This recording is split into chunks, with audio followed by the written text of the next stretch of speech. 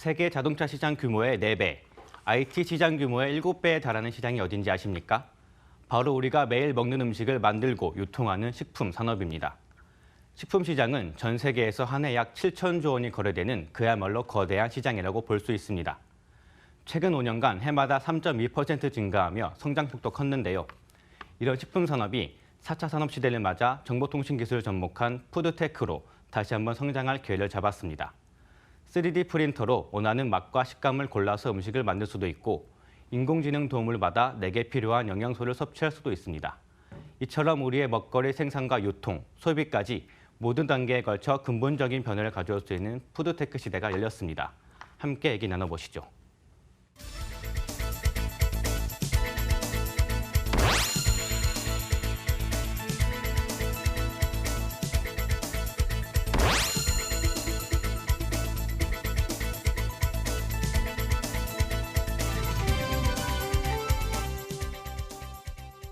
예, 앞에서 나왔었던 푸드테크에 대해서 한번 이야기를 해보도록 하죠. 기술과 그리고 음식 산업이 함께 손을 잡고 또 새로운 시너지를 내고 있는 상황인데요. 지금 상황이 어떤지 그리고 앞으로 어떤 또 새로운 먹거리가 있을지 체크를 해보도록 하겠습니다.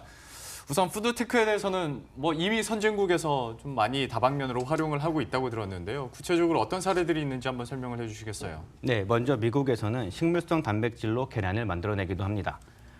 덕분에 조류 독감과 항생제, 살충제 등을 전혀 걱정할 필요가 없다고 하는데요. 지금 보시고 있는 것이 바로 인공 계란, 비욘드 에그입니다. 햄튼 크릭푸드라는 회사에서 만두콩과 수수 등 10여 개 식물로부터 단백질 추출해서 만든 인공 달걀 파우더인데요. 현재 마요네즈와 쿠키 반죽 등 40개가 넘는 제품이 만들어지고 있습니다. 미국에서는 이미 소비자들에게 친숙한 제품이라고 하고 특히 빌 게이츠가 언급하면서 더 유명해졌습니다. 이후 햄튼 크릭푸드는 빌 게이츠, 제리 양 등 억만장자들로부터 투자를 유치받아 기업 가치 1조 원이 넘는 유니콘 기업으로 성장했습니다. 3D 프린터 얘기도 많이 하잖아요. 식당 전체를 3D 프린터로 제작해가지고 만들었다는 식당도 있다고 들었거든요. 네, 영국의 식당 푸드잉크는 음식은 물론 식기와 내부 디자인을 모두 3D 프린터로 만든 곳입니다. 이곳에서는 먼저 3D 프린터로 출력한 후 요리사 손을 거치면서 멋진 음식으로 만들어지는데요. 20개의 다양한 식재자가 프린터를 거치면서 먹을 수 있는 잉크로 바뀌고 노즐을 통해 재료가 쌓이면서 음식 모양을 만들어갑니다. 특히 음식을 정교하게 꾸미거나 예쁜 모양을 만들 때 실수 없이 뽑아내는 프린터의 도움을 많이 받고 있다고 합니다. 여기에 더해 인공지능 요리사가 1만 개가 넘는 레시피를 프린터를 사용해서 만들기도 합니다. 이렇게 소개는 받았는데 솔직히 말해서 여기까지는 별로 놀랍지는 않았거든요. 근데 3D 프린터를 이용해서 음식을 만드는 것까지는 그럴 수 있겠구나 싶겠지만 어떤 세포 구조를 변형해가지고 원하는 식감이나 맛을 구현한다? 이거는 글쎄요, 잘 이해가 안 가는 것 같습니다. 이게 구체적으로 어떤 내용입니까? 네, 현재 우리나라에서도 3D 프린터로 음식을 만드는 기술 개발에 한창입니다. 이진규 이화여대 교수팀이 앞장서고 있는데요. 기존 3D 프린터 음식이 점성이 있는 재료를 사용해서 반죽 형태로 뽑아냈다면 이 교수 연구팀은 음식 세포 구조를 변형해서 우리가 아는 식감과 맛을 만들어내는 데 집중하고 있습니다. 설명 한번 들어보시겠습니다.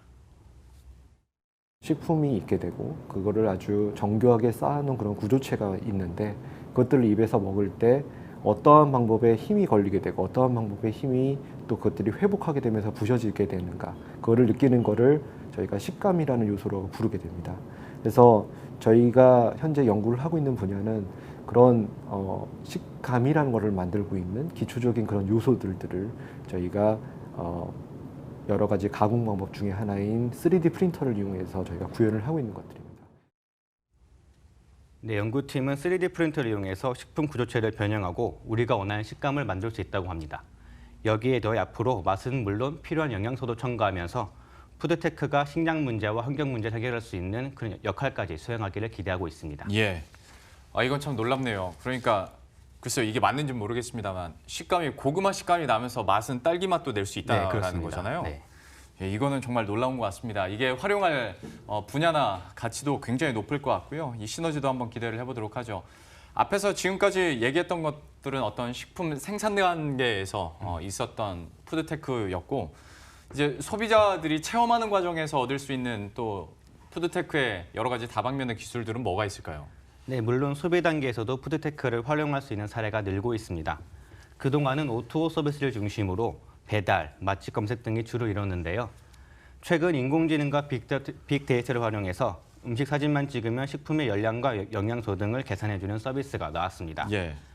동시에 여러 음식을 인식할 수 있는 것이 특징으로 사업의 확장성도 커 보입니다. 대표의 말씀 들어보시겠습니다. 네, 현재는 저희가 이 기술을 기반으로 다이어트 서비스, 그다음에 당뇨 케어 서비스 두 가지가 준비가 되어 있고요. 향후에 저희가 이제 이런 기술을 기반으로 플랫폼 사업을 준비를 하고 있습니다. 그래서 병원에서 또는 피트니스 센터에서 환자나 고객을 대상으로 사용자의 어떤 식습관을 직접 이제 모니터링하고 또 필요한 경우 중재까지 할 수 있는 이런 플랫폼 사업을 구상하고 있습니다. 네, 한 영상 안에 있는 모든 물질을 인식할 수 있어서 회사는 앞으로 이 기술을 무인 결제, 무인 자동차에도 적용할 것으로 보고 있습니다. 참 이렇게 발전 가능성을 듣다 보니까 비단 어떤 음식업뿐만이 아니라 푸드케어 그리고 헬스케어 앞으로 더 나아가서 어떤 제조업에서까지 센세이션이 일어날 것 같은데요. 근데 이런 고차원의 기술력과 또 투자를 해야 되는 상황에서 중소기업들은 사실 접근하기가 쉽지 않잖아요. 이 분야에 대해서 정부에서 어떤 특별한 지원이 있습니까? 네, 맞습니다. 우리나라 식품 제조 기업들은 매출액 대비 연구개발 비용이 평균 0.4%에 그칠 정도로 연구개발에 취약합니다. 전체 식품 제조 기업 중 10인 미만 기업이 91%에 달할 정도로 소규모 기업 중심이기 때문인데요. 따라서 정부는 중소식품 기업의 연구개발을 지원하기 위한 식품 전문 산업단지인 국가식품 클러스터를 지난해 완공했습니다. 전라북도 익산에 위치한 이곳 푸드폴리스에서 원료 조달과 기술 지원, 제품 생산과 유통, 수출에까지 식품 산업의 전 과정을 돕고 있습니다. 푸드테크 산업에서 이런 정부의 지원은 상당히 중요합니다. 국토 크기는 우리 절반에 불과하지만 농식품 수출 강국인 네덜란드는 정부 지원으로 설립한 식품 클러스터인 푸드밸리 한 곳에서만 연매출 630억 달러를 달성하고 있다고 합니다. 예, 630억 달러, 뭐 큰 건 알겠습니다만 이게 워낙 큰 규모라 느낌이 잘 안 오거든요. 상대적으로 비교를 해보자면 좀 이게 얼마나 큰 규모입니까? 네, 우리나라의 전체 농식품 수출액이 1년에 채 100억 달러가 되지 않는다는 점을 생각하면 상당한 규모라고 볼 수 있습니다. 그러네요. 특히 푸드밸리를 조성하기 전에 네덜란드는 1,500개 기업을 인터뷰하면서 요구사항을 듣고 이후 인프라 구성, R&D 등 적극적인 지원을 아끼지 않았습니다. 푸드밸리를 롤모델로 삼고 있는 익산의 푸드폴리스에서도 입주 기업의 연구 지원은 물론 조세 감면, 투자 보조금 등 다양한 인센티브를 제공하고 있습니다. 글로벌 식품 산업 국가로 거듭나기 위한 노력이라고 볼 수 있는데요. 그럼에도 선진국과 비교하면 우리나라의 푸드테크는 아직 초기 수준이라고 볼 수 있습니다. 실생활에 유용하게 쓰이기보다는 신기한 것, 흥미로운 것에 그치고 있는데요. 하지만 앞서 보신 것처럼 학계와 기업, 그리고 정부 모두 푸드테크를 발전시키려는 노력을 이어가고 있습니다. 앞으로 푸드테크가 우리 생활에 어떻게 안착하고 우리 삶을 어떻게 변화시킬지 지켜보는 것도 흥미로울 것 같습니다. 실제 사례나 지금 이뤄지고 있는 기술들 들어보니까 더 기대가 되는 것 같습니다. 오늘 푸드테크에 대해서 유찬 기자와 함께 알아봤습니다. 잘 들었습니다. 네.